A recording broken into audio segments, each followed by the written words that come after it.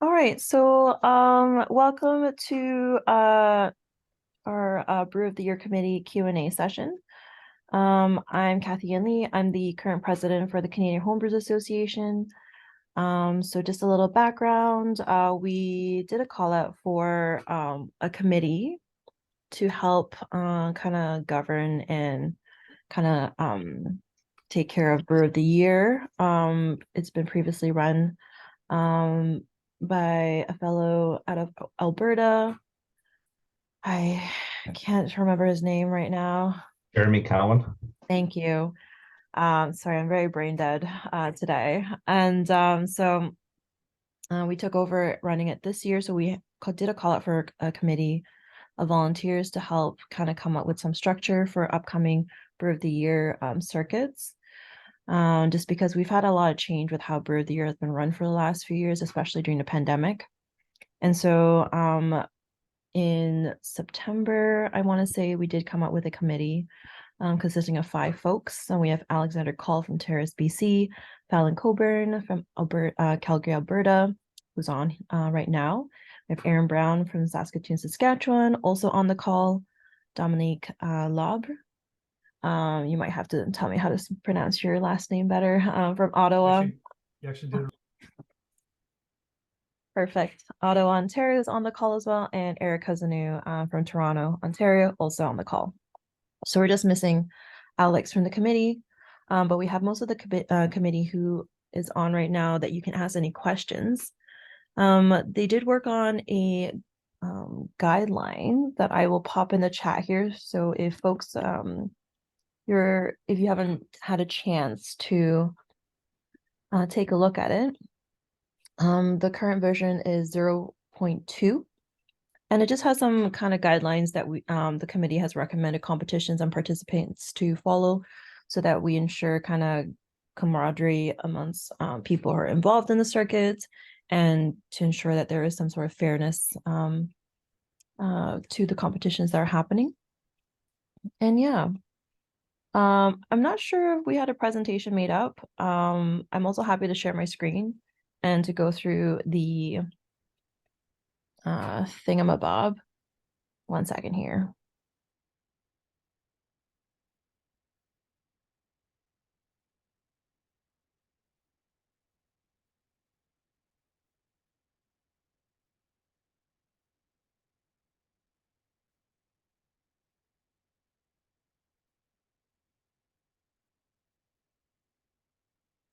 Okay, so I'm gonna go through the guidelines or just pull up on my screen. Did anyone from the committee want to kind of go through some key points that the committee has added that may be different or some things to draw attention to?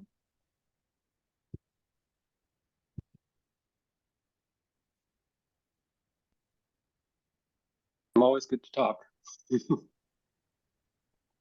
Go for it, Eric. Okay. Kathy, you're going to present it, I guess? Yeah, I have it pulled up on the screen now. All Unless right. you wanted to share your screen actually, which may be more helpful. Sure. Oh, sorry. Let me download a copy of it.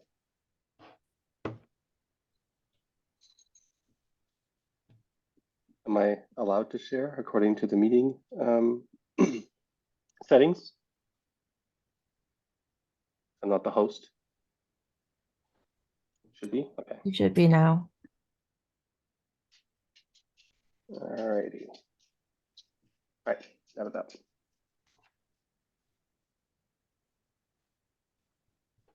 All right. You should be able to see it now. Yep. All right. So I think for the most part, we tried to encode the best practices that were already in place or the practices that were already being followed by Brewer of the Year or had already been planned to be followed by Brewer of the Year before the 2020 season was canceled. So hopefully most of this is not new. Some of the things that we all agreed on that some of the best competitions were doing, we also added to these guidelines. So some of that may not be a previously encoded practice, but it's there now too. So I'm not going to go over the history. Hopefully folks are vaguely aware of Brewer of the Year history. Obviously, the last regular season was 2019, and we started the 2020 season before COVID, and didn't continue on after the first comp.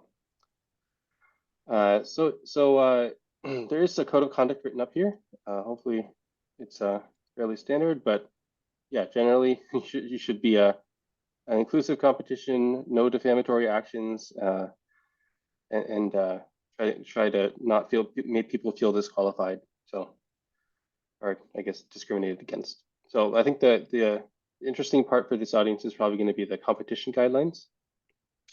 So I probably should just go through them point by point. I don't think everything has ever been written down before. So the first point is competitions should be BJCP sanctioned, and you should follow the general requirements already set up by the BJCP. We're not going to repeat those here. So if you have a question on like, should judging be blind or should you use a score sheet, like that's not covered here.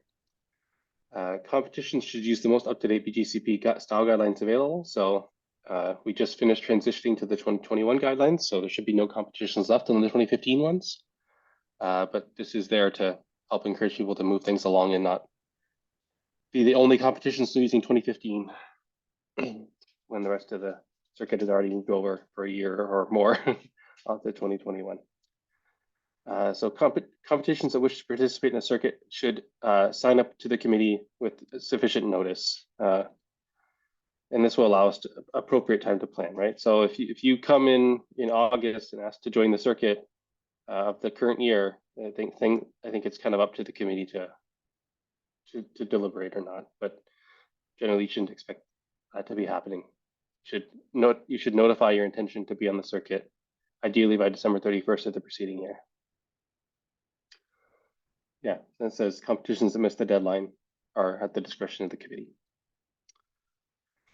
Competition organizers should provide exact dates no later than 2 months prior to the start of the competition registration. So 2 months before your registration opens, or I guess I guess exact dates no more than 2 months before the registration, but generally you want to provide several months of notice for people to be able to get organized.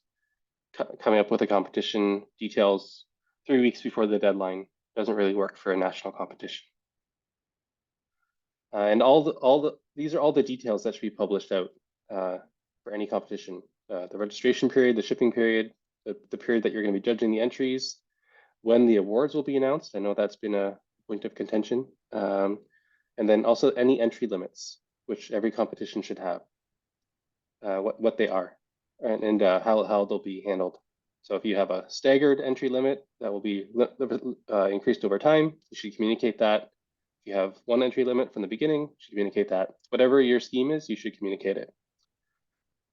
Competition should provide a minimum of 2 judges for each flight, and at least one of the judges should be BJCP ranked, meaning recognized or above.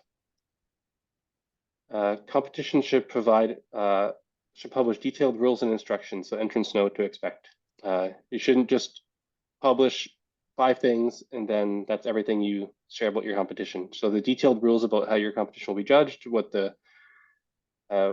basically everything that anyone would be asking you should be mostly part of your rules, and give you something to point to when people have questions or are asking for rulings on various things. I think for the most part, people do have rules published. I don't know if I've seen anyone not publish rules, but sometimes they're hard to find. So please try to make them accessible. Competitions keep the per entrant cap frozen for at least 4 weeks before the entry deadline. So this isn't one that was encoded before, but I mean, it's kind of common sense. When we're trying to run a national competition, if you start raising your entry cap a week before the deadline, that doesn't really give an even playing field between local and out of province entrants. So keep it frozen for at least 4 weeks before the entry deadline. Competition score sheets should be legible and provide productive feedback. So feedback should still be a primary element of your competition, not just scores and not just medals.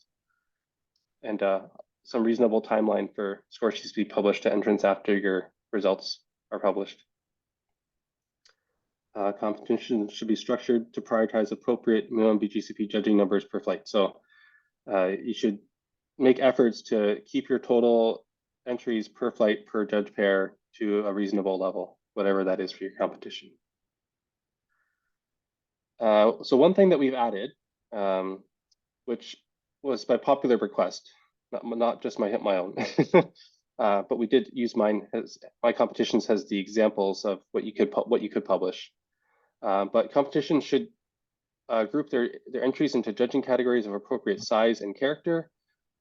So meaning keep your judging categories larger than a couple entries per medal category. I mean, no one wants to pay. No competition wants to budget for 3 medals for 3 entries.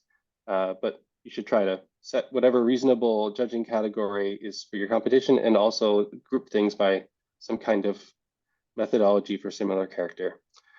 You should also, we're also strongly recommending competitions consider announcing their judging categories in advance so people can decide what to enter based off how they're going to be judged.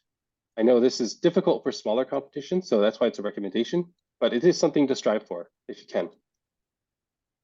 And the BGCP appendices has some examples on how to group things for similar character and usually similar entry counts based on popularity of styles. And there's a few other examples as well, such as the AHA and NHC ones. I published the Brewer Slam ones, which is maybe for a larger comp, but we have 32 tables there. I put an example here of one of our seasonal competitions, which I should really maybe just revise to actually have all the styles listed. But based on the size of your competition, you may also want to consider scaling tables up and down, as you would to have appropriate sizes of flights. So that is something new that wasn't really formally recommended on the circuit before. Another thing that came out of discussions with the committee is that we require competitions to specify their medal awarding criteria beforehand. So whatever medal awarding criteria your competition follows should be published. So there's been lots of complaints to me and various other folks about seemingly random medal awarding criteria where maybe no gold medal is awarded, or a gold and no silver and a bronze is awarded, and people have no idea what is going on. So if you have any kind of medal awarding criteria beyond like a simple minimum score, please do call that out. I know for my competitions, it's just a minimum score of 30, and above that, everyone's eligible for any color of medal. But I know other competitions have other methodologies for that. So just encode it so the entrants know what to expect is really what this is all about. All competitions, so I think Aaron added this, all competitions should submit any and all final results to the CHA for archival purposes. In order to be able to run a leaderboard, we need you to help by providing us the details of the results in some kind of tabular format, ideally. So another one is entry labeling and acceptable container requirements should be clearly spelled out on the competition website. This is maybe probably would be considered as part of your rules and guidelines, but it's something that maybe isn't always called out clearly. So we put it as a bullet point. So if you are expecting entrants to attach labels with a rubber band or with tape or whatever, you should call it out clearly, because I think there's been confusion on which competitions require rubber bands, which ones require taped on labels, which ones require which ones will reject bottles if they're not of a certain size, which ones are maybe a little bit more flexible. So please be clear. Competitions should, and then this lastly, competitions should promote inclusivity in the hobby. And one way to do this is by refusing to publish entry names that would be perceived as misogynistic, racist, or otherwise offensive. So there's been some complaints over the last little while about competition results, including entry names by entrants, right? Not by the competition organizers. They don't decide these names, but as a competition organizer, you should take an effort to go through at least the entry names that you're going to publish publicly, and decide whether or not they're appropriate to publish publicly. If something would be likely to offend someone, at least what I've done in the past is I contact the entrant and say, hey, I'm not going to publish your entry name. Do you want to have another chance to pick one now, or I will just redact it? I strongly recommend this practice going forward, and we've added it to the list here. That's the that's probably the meat of this. So I'll take a pause here. Any questions? I think it's great. I've been a lot of professional comps where they spell out it's a minimum. I think for GABF, I think it's a minimum 40 for gold, and 35 for silver, 30 for bronze. I can't remember exactly, but they very specifically spell out each category. Yeah, and if you want to follow that, everyone is free to do whatever medaling criteria they want. But I think it causes confusion when that kind of information isn't published to the entrance. Right. So if that whatever the criteria is, if you want to follow the kind of tiered style, like I guess if that's GABF style, or if you just want to have a more like cut and dry threshold for any kind of medal, I think both seem to exist out there, but the tiered cutoff maybe isn't as well publicized or communicated because it's harder to understand. Right. But as a national comp, should you not be setting the guidelines? I think the committee refrained from mandating a specific medaling criteria for the moment because we're trying to allow competitions to distinguish themselves with their own preferences, right? If it hasn't been a problem other than people being confused. Right. So if the committee does want to push for that, for a specific criteria, that could be possible, but it could also risk alienating competitions on the circuit, right? Like if competitions strongly hold their opinions on how they should be run, then I don't think it's in the interest of the CHA to go and mandate something that goes against what they want to do and possibly cause them to not want to participate in the circuit. Makes sense. But I mean, one of the things that will probably happen out of this is out of competitions communicating their various methodologies more publicly, is people might look at what other people are doing that's actually fully communicated and decide, well, maybe that's what I want to do. People seem to like it, or I have strong reasons for doing my thing and I'm going to keep doing it. Right. Like I know my mini boss format confuses people, but I feel strongly about it and I'm keeping it.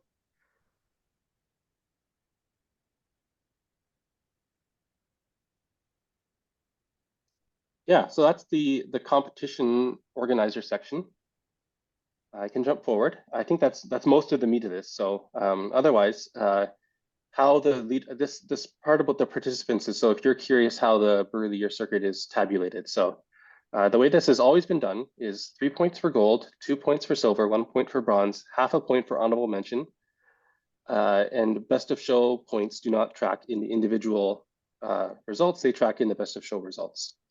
So traditionally before 2020, co-brewers split medal points. One of the changes that Jeremy was going to make for the 2020 season is that co-brewers would no longer split points. Oh, I thought we had agreed to take, okay. We'll have to make a 0.3 with this fixed. But the intent of the committee, I think we all agreed over chat, was that going forward, co-brewers would not split points, only the primary entrant would get the points. Yep. So I think we'll have to fix that, but that was the intent of the 2020 season. So I don't think there's any reason to deviate from that because there was a reason to make that change. So I think we would just keep that. And I think previously the circuit only tracked beer, and I believe we will now track beer, meat, and cider is the intent. No, I think Jeremy tracked everything, but had everything before into just one category. I don't think meat and cider were included in the Brewer of the Year tab. I mean, Well, maybe it was wasn't because it? I was on there twice and only had mead points, Okay. and so was Snowden. I guess previous to 2020, cider judges and cider programs and BGCP cider stuff wasn't really that popular / that certified. I mean, to be fair, the guys who were entering meads weren't in the top anyway. Yeah, It was that he just had everything grouped into, didn't matter what, you were just in the grand list. interesting. Because at one point, the language, I thought I had an impression of the language of the website would only be beer. But He had everything because I was on there in 2018, so they were tracked all in one leaderboard, is what you're saying? Okay. yeah, just one giant list. Well, now they're separated. Hopefully that's aligned with what people were expecting. I think it makes more sense. You're the beer brewer of the year, mead maker of the year, or cider maker of the year. Yep. Yeah. So, and I think So- yeah. The, And any the other only thing I questions? have to say about that is that, so as somebody who might put in ciders or meads, you're limiting the number of beers that they can put in. So say I can put in 3 entries in a competition. I want to do a cider. I've now limited the number of beers that I can put in. I don't know that that makes that much of a difference one way or the other, but in terms of total points, you say, okay, everybody had 3 entries going into this thing. How many points did you've I get reduced out? you've reduced your meddling pool by entering non-beer is what you're saying. Yeah. Yeah. I think the main reason we did this is we had the impression that it was only counting beer before, and we were just adding on mead and cider. And that's the way I thought it was intended to be done. We can go check with Corey, see if he has a different memory. Because I guess you could do it a few different ways too, right? I mean, you could have the overall points person, and then just have a separately tracked beer, mead, and cider as well. Yeah, it changes the prestige of the various ones though. If you have an overall one.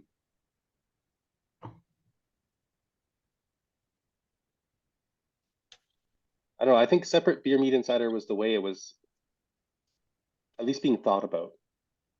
Yeah, I mean, to me, it made sense to pull them out, at least recognize the mead and cider separate from the grand list. Yeah. Yeah. I mean, it makes sense. Yeah. Sorry, not to, I guess, object in any way. Just I could point out that No, it might it is upset some people if they had some cider points or some mead points and it didn't count. They didn't know. so they're still recognized, like they're still Yeah. tracked. It's just if you're trying to min max your chance to go for brewer of the year on the beer line, then splitting your entries across multiple beverages does hurt your chances. Yeah. But it also maximizes your chances to win cider maker of the year. I was about to add that too, right? Yeah. It's interesting though, because there's not a lot of crossover in those lists, to be totally honest, right now. There's a lot of people who are entering the cider that are only dabbling in the beer. They're doing a lot more cider, and same with mead as well. There's not a lot of cross-pollination there, but maybe this will encourage more people to enter mead and cider as well to get some recognition. Yeah. I think that was one of the side benefits of splitting them was giving more recognition to mead and cider and potentially encouraging people to brew that more easier if it's a smaller pool of people to compete against. Yeah. Well, and what I might think is even running our own competition, we've only done beer in the past couple of years just because we've had limited number of judges, but I think we're getting better with our judges, and what we might do is say limit of 3 beers and 2 ciders or meads or something like that you say. Basically, if you want to enter only beer, you get 3. If you want to enter a cider or mead, you can go up to 4 or 5 entries, kind of thing. Yeah, if the competition software supports that, which it currently doesn't. Yeah, I guess that's true. Yeah. Yeah, and I haven't thought about that too much, but yeah, I like the idea of encouraging ciders and meads, but not discouraging beers. Yeah. Anyway, okay, sorry, that was the only point I wanted to make. I appreciate it. So you can't change the limits on different styles. Yeah, but you can't change the overall limit. So if you have an overall limit of 5, yeah, then it's everything. All right. Okay. No, I got you. Thanks. Yeah.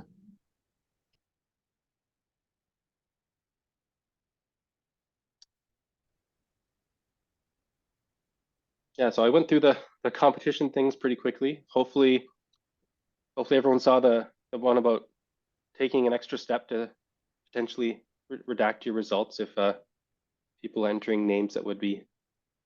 I mean, we're trying to promote everyone to want to enter, and if. Yeah, unfortunately, I've seen a few competitions that didn't, and it's pretty embarrassing seeing some of the names people picked.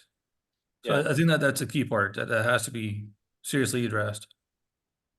And it's hard for any club to do that, to police their own members. Yeah, and because you don't know what people enter their beers as when because they show up and you ship them.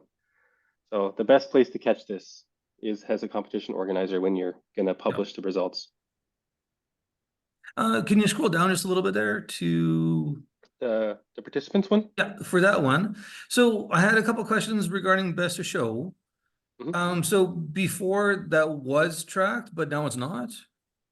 No, before it was tracked separately, and it's still tracked separately. So the reason we're calling this out, well, I mean, it should be called out either way, but there was a tally done this year by one of the clubs that included best of show points in the total individual standings and didn't do a separate best of show tally. So it led to some folks having a different impression on where the circuit was at versus when we went and tallied it for the CHA using the official methodology.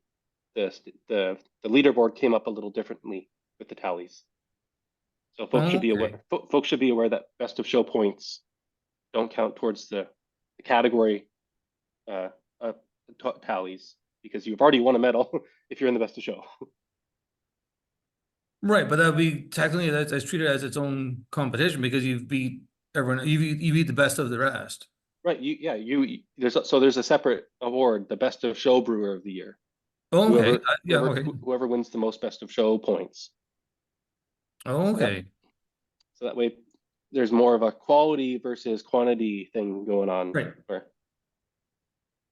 Okay. Yeah, that makes sense because the way I was reading is that the best of show points don't count, and I didn't know there's a separate. yeah, there was. Yeah, there was Okay. one on the old website, Okay. which we hope to get up the old results at some point. Okay. That's my Christmas job at some point. Yeah. Thank you, Aaron. But as far as like you're saying earlier up there about the registration where everyone knows what to expect and what the minimums are, et cetera, that makes a whole lot more sense because like you said, a lot of comps don't publish it. And you don't know really what to expect or how do you compete with someone else you don't know what the rules are. Yeah, and sometimes I wonder if there are rules. So if there are rules, it's good. But if it's kind of like left up to like the individual judges to decide the medaling criteria, sometimes that causes confusion and frustration. But if you have a clear like, hey, if you didn't score over 35, you can only get a bronze. Right. And at least people know to expect that. So my personal opinion, and I'll put it out there, I've already paid to buy all these medals. I want to give them out. Right. But at the same token, you don't want to award a medal to a beer that's really not good. Yeah, and that's where it comes down to personal opinion. If it scores over a 30, I think it's good. Yeah. Like for example, we had one I think it scored at 27 and we did not give it a bronze because it just wasn't good enough. Yeah, well, I mean, so yeah, everyone has a different criteria, but the one I used of a minimum of 30, that also wouldn't have been eligible for any medal. Yeah. One of the problems with that comp is they didn't publish that, so no one knew that there was a minimum score to get a medal. Yeah. So having this out there will fix that problem. For sure. Yeah. And sometimes it depends on if you've already pre-made the medals, right? Like for my really small competition, I make medals after people have won. Right. Yep. Yeah. And that would make it easier to omit like first place if there was nothing that was really good for that category. Yeah. Yeah. If you're more nimble like that, you can probably get away with not burning money on medals that you'll never give away. If you don't change your design all the time, Eric. Yeah. Yeah, I take that. I sometimes get overruled by people's excitement. I don't want to discourage people from being excited to help out with the competitions because I can't do it alone. Yeah, so like I mentioned, the inclusivity one, the medaling points one, announcing your judging categories in advance if you're able to do so. I think these are some of the new things, and I think most of the other stuff is kind of the probably would be considered regular things that best competitions were already doing, like trying to keep communication well enough that what your rules are and keeping your playing field as level as possible for local and out of town. And I'll put out another another personal opinion, which isn't encoded in here, is that you should try to set your entry cap in such a way that you don't disadvantage your local entrants. As a club, you want your local entrants to have a good chance at getting a spot in the competition. And if you're a small competition and you set your entry cap at 5 or sometimes even 3, if it's a really competitive year, you risk freezing out all your local entrants to all the really gung-ho people on the circuit, which I've seen happen to clubs, and it always made me really sad if like all their local entrants missed out. So that's one of the reasons why we do a kind of a step cap, where we try to give everyone at least a week or two a chance to get in a minimum amount of entries, and then we fill it up with a higher cap. But only the really gung-ho people who are most likely to be the ones like on the leaderboard and competing nationally in every comp are the ones who are going to be there the first day and registering entries.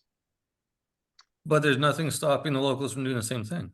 There isn't, but typically the people who are local are less on the ball. You can, if you have really good communication with your members and are really getting them all lined up to go and do it, maybe it will work out that way. But I typically see that people who are part of the local club maybe assume that they can register a little later because they're dropping off in person, not having to get everything organized 3 or more weeks in advance to get in the mail. So it is something to keep an eye out for. Just as a setting up a competition, because I hate to see any club end up in a position where their local members are frustrated at their own comp for not having a chance to. I know one club that happened to, and that club isn't even operating anymore. How many clubs are currently operating? Ish. On the circuit, I think we're at 9 or 10. I mean, there's more clubs than that in Canada, but I think we're at 9 or 10 on the circuit. So some have left, some have come back, some are starting up. Yeah, say about 10. When I reached out to all the existing competition of previous year, we're about 10 on the circuit, 7 of which already provided approximated date for next year. So I'm still waiting on a few more to confirm a quarter, a month, or a specific day, but 10 seems to be the ballpark of the amount of competition active for next year. We had our meeting tonight for the Brew Bombers, so if you can mark us down for November 3rd to 5th is the judging dates. All right. And the entry submission drop off is going to be the November 1st. An entry deadline is October 25th. Entry opening October 1st. Nicely done. And judging day, sorry, so October 1st registration, drop off November 1st. Sorry, I just want to make sure I got everything. And judging date approximately? The judging is November 3 to 5. Okay. Registration is October 1st to 25th. Drop off is the week after, and then judging is Sunday, Monday. Possibly Tuesday if needed. Brilliant. Thank you. No problem. Hey, Eric, I have a question. Hey, Paul. Hey, how's it going? Going off the further down where it was saying about the points, you come first, you get 3 points. Yep. Clear 1. And am I right, like you said, you're going to take away the honorable mention completely? No, well, I think honorable mention has always been half. We weren't planning on taking that away. The change that would appear new, but actually didn't come from us, is the part about co-brewers splitting points. Previously, if you got a gold, each of the co-brewers would get 1.5. Right, gotcha. So we're just going to give all the points to the primary brewer and not get the co-brewer doesn't get any points. It's at all, or is at it? all, Will they get at all? okay. So that was a change that was going to be put into force for the 2020 season. It was written up on the what's new for 2020. It's probably the best way to go because in the past I've seen people ask other brewers to use their name to get extra points, and yeah, so it eliminates any possible cheating, right? yeah, it kind of simplifies the avenues for getting points from a competition. Just come from your own entries. Yes. Versus like someone's close to winning. Hey, everyone in the club, put them as your co-brewer. Yeah, right. Exactly. That's a great way to win it, right? So, yeah, I just wanted to make sure that was one concern I had. I've been doing the Brew of the Year on and off over the years, so yeah, it's nice to see like a company, like a organization of you guys taking it over and making sure everybody's following the rules. So appreciate that. Yeah, an honorable mention I think has always been half point, so we're planning on changing that. I don't think most competitions give any points on like their tallies for like Brewer of the Year, for like the competition's Brewer of the Year for honorable mention. I haven't really seen that, but Brewer of the Year itself has always done that, so no one's really made any move towards removing that. So trying to make as few changes to the medalling criteria as possible, or the point criteria as possible. Yeah. I think that's what people liked. Yeah. Awesome. Eric, question. Is the intent that these guidelines would be agreed to be implemented by all the clubs participating? I know that you guys are taking some time to be able to write them up and to gather them and to kind of formulate what you see as appropriate standards, etc. But obviously, I think I would assume there is an agreement among the clubs that are participating that they would be implementing these guidelines.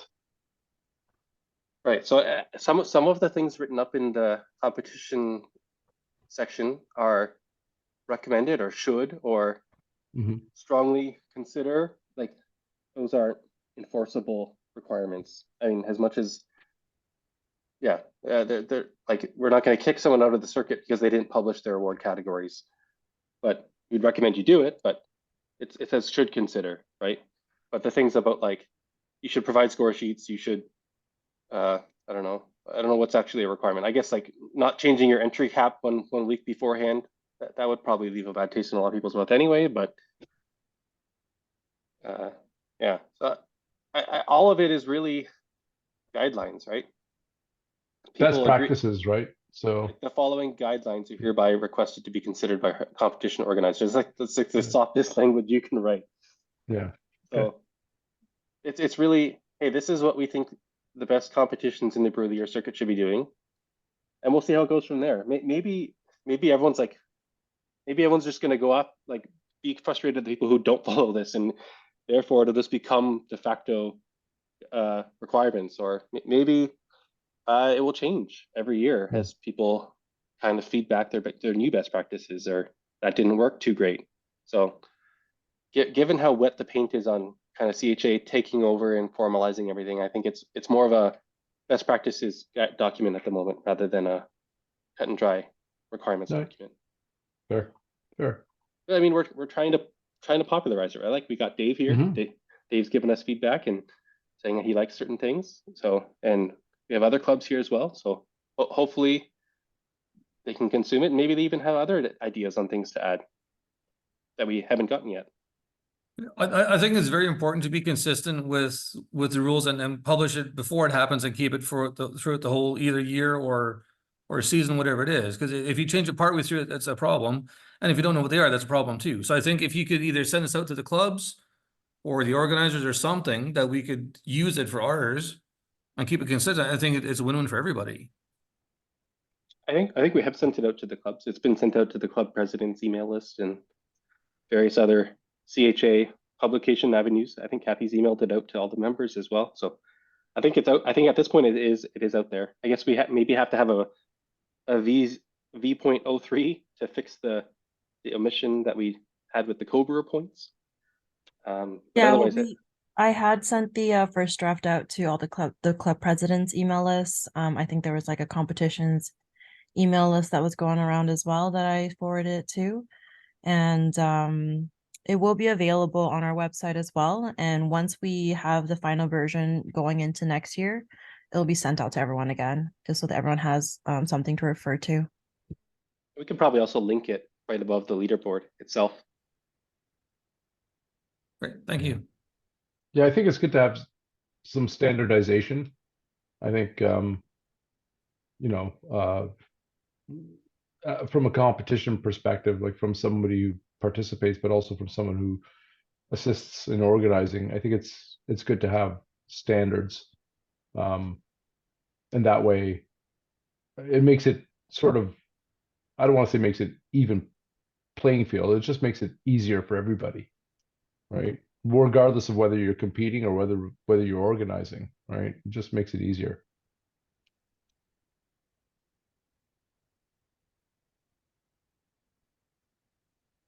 Yeah, so if anyone does think of anything that you'd like to see clarified or added before the final version, please do let us know. You have a little bit of time to digest it if you haven't already. Something slightly off topic. So I run the Prairie Beer Awards, and we're inviting the best of show winners for the Winnipeg Pro-Am, Regina Ales Comp, and the Saskatoon Headhunters. Their boss winners are invited to compete in the Prairie Beer Awards. We'd also like to offer the Brewer of the Year to enter their beer as well, to basically try and merge a little bit better the homebrew and the commercial side of things, and celebrate those that won. So for Brewer of the Year, Dave, like for someone who won that, seeing they wouldn't have a beer, whereas guys like say Dom got best of show at Saskatoon, he has that beer to enter. What would you propose for someone who won Brewer of the Year to enter? Kind of dealer's choice, or Yeah, they pick if they want to go against the big boys, put in their best beer, whatever they figure that is. Okay. Ideally, the beer that they won the best of show with, but with beer Brew of the Year, there is no one beer, so that would be their call. Yeah. Okay, nope, good enough. Works for me. Oh, the best of show winner is supposed to enter that beer. Not necessarily. Ideally, yeah. Okay. But I if think in that's a the good event idea. they don't have any more of that beer, they can enter one of whatever they want. Whatever they think is their best beer that they have available. Yeah, I mean, no one's going to intentionally handicap themselves. Yeah. Pressure's on, Dom. Pressure's on. No, That's I guess I think what Dave's saying is the prize that the Prairie Beer Awards is offering to best of show winners from those particular competitions is the entry or the permission to enter a comp that isn't open to homebrewers otherwise. Correct. The opportunity. Yes. The opportunity. It's the same thing that the Canada Beer Cup did for the provincial commercial comps. Yeah. I think it's a great way to celebrate someone's skills, and I want to be part of it and celebrate with them. I think it's important as well, considering the state of the industry, that that homebrewers are recognized and included, right? I mean, you know, like we've seen in Ontario, we've seen a number of smaller breweries, craft breweries close, and I'm sure that's not just unique to Ontario. So It's I think everywhere. yeah, exactly. And I think it's important that that we recognize that, you know, it's sort of you know, we're all in this together type of thing. I think that's a good way to do it too. You got to try, right? Yeah, for sure. Personally, I like the idea because it's I think it's a great way to humble some pro brewers. That too, yeah. When amateurs, so to speak, come in and beat them. That's one of the things that I really like about the Pro-Am that the Winnipeg Brew Bombers run, is that it's a level playing field, and we've got pros and amateurs alike from across the country competing against each other, and the judges don't know which is which, and you end up with a lot of homebrewers beating a lot of pros. So that's kind of cool. And like I've judged a lot of commercial and homebrew comps, and the best of show table is always the same. It doesn't matter if it's pro or commercial. I mean, or amateur. There's a lot of skill out there that doesn't always get recognized.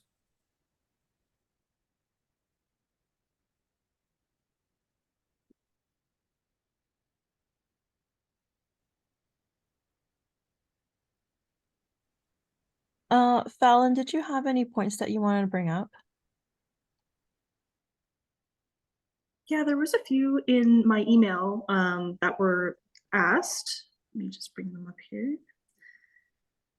So some things that we didn't address was, should the document that we have here define explicitly how the Brewer of the Year is determined? And I think that we had discussed having the history portion in a different document. However, it says, obviously it's an accumulation of points from January 1st to December 31st from sanctioned competitions, but it doesn't actually say anything about a winner or formally recognizing second, third, or the top 10. So I'm not sure if that is in the history documentation or if we wanted to add a little section to this documentation. Yeah, I mean, we should also call it what the awards are, like Brewer of the Year, Best of Show Winner of the Year, Mead Maker of the Year, Cider Maker of the Year. All those things should be listed out for sure. And then also another note was, do we have the Club of the Year? Is there going to be it formally included in this? Right, Club of the Year. That's the other one, yeah. Forgot about that. Yeah, aside from there's just some suggestions on kind of like fun awards that we could discuss another time in the suggestion box. Is someone taking notes on fixing that part? Yeah, I'm adding it to our working document. Oh, perfect. I have a question. Yeah. So now that the Canadian Homebrewers Association has taken over Brewer of the Year, will there be a different trophy? Because right now there's this one cup that's being passed off to head brewer. Brewer of the Year, and they do it all themselves, and it's quite beaten up right now. I'm sure. I think one of the handles is broken on it. It's tainted inside, and I don't know, it's kind of falling apart. I don't know if the Canadian Homebrewers Association is going to change it or do something different. I think what we had discussed was just covering the shipping instead of having the brewers pay for it themselves. Oh, but Kathy. Yeah, so we do have a bit of funding. We had a bit of educational funding that we've kind of moved to Brewer of the Year stuff. So covering the cost of the trophy, it can be part of that budget as well. And I think we had briefly talked about possibly also doing a trophy for the mead and cider makers of the years. So that's something I think in this year we will have to decide and figure out where we're going to get these trophies made, and just because we're all spread out across and how that's going to look like. Yeah, actually, Dave, you could show the trophy if you want. Has two handles. Oh, the Montreal guys brought it to us at our awards ceremony. Yeah, but Paul's right. I think one of them. Hold on. There, right? It's starting to come off, right? But is the inside of it still two different colors?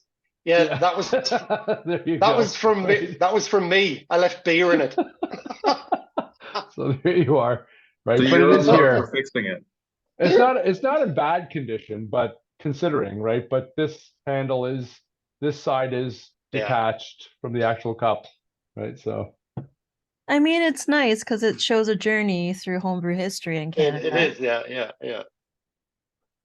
A little bit of some JB Weld might fix that.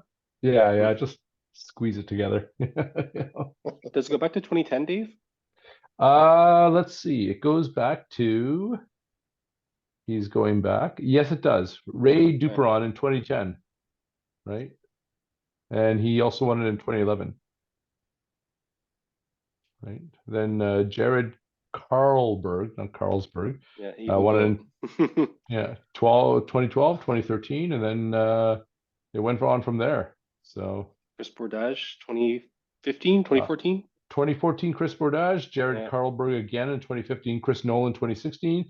Then came the Corey Derry era, which was 2017, 2018, 2019. Then Paul, you had it in 2020. Matt King had it in 2021, and Patrick Lalonde in 2022. Right, so it will go elsewhere this year, obviously. So solid trophy though. I don't think there's. I think it could be. I think it's a nice cup. That's just my opinion, right? So Yeah, it is. It is a nice cup.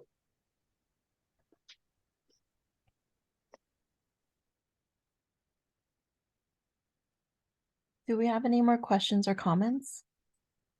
Maybe just a quick question about best of show in each competition. It was something that was brought up by some members of our club here, that some competition awards first, second, third BOS, and other competition has offered just a single BOS for their comp, and maybe like an honorable mention best of show. Should it be recommended to follow a standard of having a single best of show per competition, or offering a first, second, third best of show per competition? My 2 cents is there's only one winner. Okay, yeah. That was, I think, Tom, I know you emailed me about the Pro-Am, and my thought, at least the way that I'd organized it this year as my first time being involved in it, was that, yeah, there's a whole bunch of gold medal winners. They've all gotten awards, and then there's a competition between the gold medal winners in the best of show to determine who is the best of show. It's not a, second, third, fourth place in best of show. It's, did you beat all of the others that were at the top of their game? And we had a rather fierce debate about which was the best, and that's why we awarded an honorable mention in best of show. But it wasn't meant to be a silver or a second place. It was just that of the 5 people deciding, it was 3 versus 2 was the final vote. So Yeah, no, I understand and I agree with that point. It's just maybe having like a little line somewhere under the best of show portion of this document to clarify maybe that one rule, which I agree with. It's the best beer of the entire comp, first place only. This is one of those philosophical things. Just like the medal awarding criteria, I have a different opinion than they do. I give first, second, third best of show. So it's just one of those things. My point on that is it's giving credit where whatever. This is all free giving credit, right? Like if you're looking at a table of 20 beers and you came in second or third in that, it doesn't hurt anybody. You're not giving extra prizes. You're not giving, I don't know. To me, we're giving away free praise on this, so might as well give 3 or whatever number. Like, yes, nobody's gonna tout around being like, oh, I got second place best of show. Like the best of show gets the best of show, but there's no point in sort of denying somebody a little bit of pride and saying, oh, well, I had the second best beer in this all competition kind of thing. I guess that's my opinion. Yeah, they're all equally valid ways to go at it. Yeah. So the question and the concern was more in terms of points accumulation. Like if someone gets first place best of show, they get the point for BOS. A question to Eric, when you offered second and third place BOS, does that second and third place get best of show points? Yep, they do. So that's what I mean, is if all competition only awards points to one person, but other competition awards points to 3 people, then there's a discrepancy in points accumulation. I mean, that's not the only discrepancy, right? Like, I think we just have to accept that the results of the circuit will be the accumulation of everyone's different opinions on how these things should be done, right? Like we had a discussion about the medaling criteria. So if some competitions only award a gold and a bronze, and some competitions award a bronze, silver, and gold, or in some competitions don't award a gold, then there's a discrepancy in the medaling point total between competitions because of that. And similar with the size of medal categories. If a competition has like 50 award categories with 3 to 7 in each, which fits nicely with a pair of judges, right? Hard. But then another competition only has 15 award categories, then the total points awarded out of that competition will also be vastly different. So I think it's just the circuit is accumulation of the various organizers' opinions or methodologies and how the circuit should be run. And sorry, and just on a separate point too, the best of show points don't go into brew of the year as well. That's going to be tracked separately into the best of show winners. And even for the best of show winners, like, are we tracking second and third place best of show winners? I thought we were. Okay. Everything is on. I don't have that table published yet, but just like the regular medal categories, like you're still getting points for if your competition awarded for second and third for BOS, you still have the points added into So, that table. I mean, we can recommend competitions to at least, even if they don't want to publish it, to provide us with the scores so that we can tally it into the best of show winners, but it doesn't really impact brewer of the year points with best of shows. I don't think we should do anything that isn't public. People will start to wonder where the points came from. That's fair too. Yeah. So I do ask for that, like all the points I have asked for the first, like if you awarded BOS, I do have that in my tally here as well. Yeah, just in terms of auditability. Yeah, So, it's all there. if we start awarding second and third where the competition didn't publicly award that, I think it would open things up to questioning. For sure. We can maybe possibly add a note under the best of show winners point there that if it is not declared, then you will not get any points. But if your competition declares a second and third point, there will be points that will be added to the best of show tracker, but not brew of the year. Yeah, that was my point. Thank you for hearing me out. Yeah, maybe as we go forward, people will get closer with how they award things, and we'll all convince each other if we talk more, or maybe not.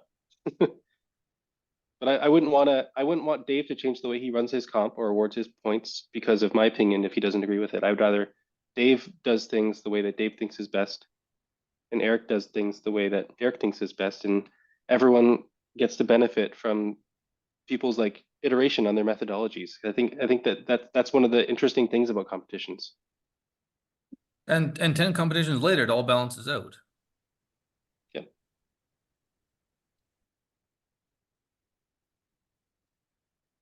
All right, we're coming up to the hour mark. Does anyone have any other questions or comments? The other thing I would add is like we talked about things that definitely should be done from a competition side. So as a competition organizer, it would help me if we went through this document or somebody went through the document and said whatever, the highlighted red has to be done, the orange is highly recommended, whatever, something that says like this has to be done. This is recommended type of thing. That's just asking for extra work, I guess. But in terms of reading through it and knowing that I'm in a time crunch and trying to get everything organized, it's helpful to an organizer to say, okay, these are the things that can't be skipped, kind of thing. I'd say BJCP sanctioning is probably the only one that can't skip. I mean, most of these are to your benefit. Like, I think the only thing that was a must was that score sheets must be legible. But everything else were just kind of recommendations. Really, But even that, like that could have been a should. It's just the way we were writing it, we wrote must. Like, what do you do if it isn't eligible? You're gonna offer to have the entrant ship you another beer, and you'll fill out the score sheet as a competition organizer. Yeah, there's a limit to what you can do the day of, and scanning sheets and all that sort of stuff. So I mean, that's why, I mean, I hold on to sheets. So if someone emails me and says, I can't read this sheet because the scan, I'll be like, okay, I can take a nicer picture with my phone camera or something. Maybe that will help you. But at the end of the day, if someone chicken scratched, then yeah. Digital score sheets. I'm sure that's what Dave's unmuting to say. Yeah, well, I got lots to say on that. Yeah. I mean, like, so with the software that's out there, it's incredible because everyone can read everything every time. And it's sent with literally 3 clicks of a button. So you get your score sheets literally seconds after you announce the awards. There's no scanning, there's no lost papers, there's no wrong emails, there's no, it's painless. It's a bit of a learning curve, to be fair to the judges, but most have adapted very well. And it's fast, way faster on the back end for the admin side. Oh yeah, for sure. We have an OCR script that looks at scanned PDFs for splitting and recognizing which entry number they are and renaming the. There's a whole thing to paper. It's just mandating digital. I mean, my competition couldn't do it. I imagine others are all in the same boat where it's between rejecting people because they're not willing to bring a laptop or they don't have a laptop or Wi-Fi goes down that day. Like things happen, people have preferences, and I would love it if everyone at my competitions did digital. I can't bring myself to make it mandatory. I did for the Pro-Am and it worked. There were people that forgot their laptop and they did it on their phone. Like the BAP, the Beer Awards platform software worked great. It saved hours of scanning and collating and emailing. You don't have to go through and tabulate scores and winners. It's all done digitally. You can organize your mini boss and your boss right there through the website. It was great. Granted, there's a little bit of money involved, and as a result, we elected to raise our entry fees by $1 for amateurs and $5 for the pros that were involved, and that more than covered the fee to use the site. So I would highly recommend people consider it in the future. I mean, BCOEM has digital score sheets too, and it's free. Sure, yeah. So I mean, it's not a matter of money. No, but as far as using BAP, the experience was great, and I've been I'm involved with helping at the Prairie Beer Awards that Dave runs on the back end, and I've been involved on the front end of the Pro-Am, judging and organizing, and it's fairly seamless. You can add in your own questions and criteria for when entrants are putting their details in. Yeah, it's great. With GABF this year, they have their own software as well, and we did 10,000 score sheets. Well, actually more than that in 9 days, and there was 250 judges. So it doesn't have to be BAP. It just any software makes your life a whole lot easier. Yeah, it's just one of those things that we can't make mandatory. Just like we can't mandate a specific medaling criteria. It's in the competition organizer's best interest to do as much digital as possible, but we're not going to kick someone out of the circuit because they refuse to do 100% digital. Or they're a small competition and don't have budgets, or they live in a more rural area that they're running and may not have free access to Wi-Fi. Yeah, it's definitely better to use a digital, but I think right now we're kind of more concerned about maybe making competitions more accessible and I guess equitable for people to participate in. And so we have to consider competitions that are kind of either entry level where they're just starting on a new competition, or they're still growing their judge pool, right? Most of the competition on the circuit are established competitions, which is great. But we also want to make room for emerging competitions as well.